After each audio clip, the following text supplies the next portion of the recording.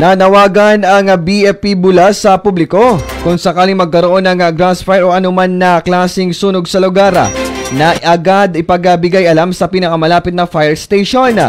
Ayon kay Senior Fire Officer 3 Dennis B. Mendez, officer in charge ng Fire Station Bula, sinabi nito na kailangan na agad na maabisuhan ang kanilang opisina upang makapag-responde agad sa pag-apula ng apoy.